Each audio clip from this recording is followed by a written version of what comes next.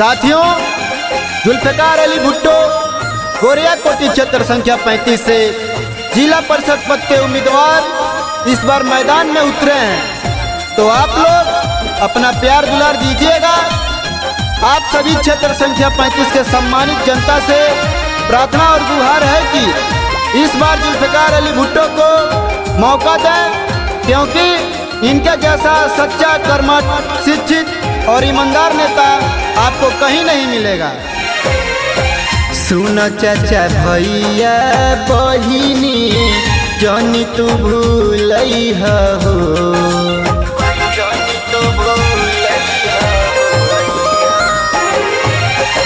सुनो चाचा भैया बहिनी जानी तू भूलई हो। जुल्फिकार जी के विजयी बनई हो, क्षेत्र 35 से जितई हनु हो। जुल्फिकार जी के विजयी बनई हो, क्षेत्र 35 से जितई हनु हो।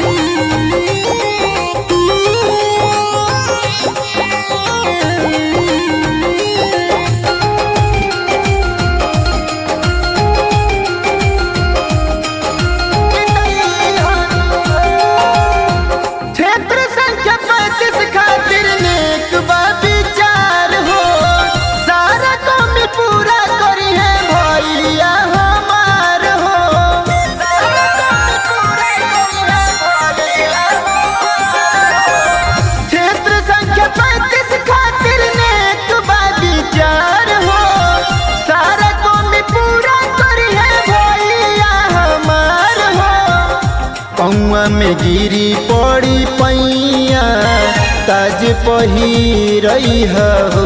जुल्फिकार जी के विजयी बनई हो, गोरिया कोटी से जितई हनु हो।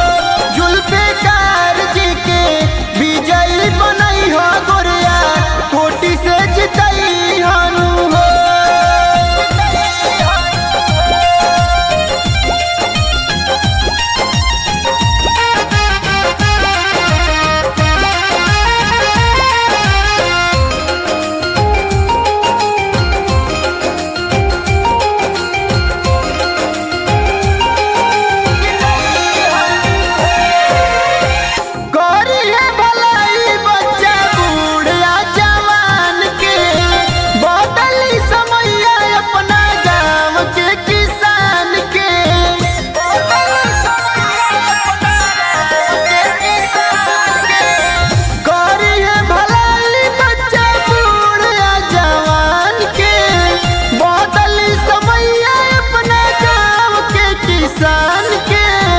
भूखी है गरीब के सहैया, नहीं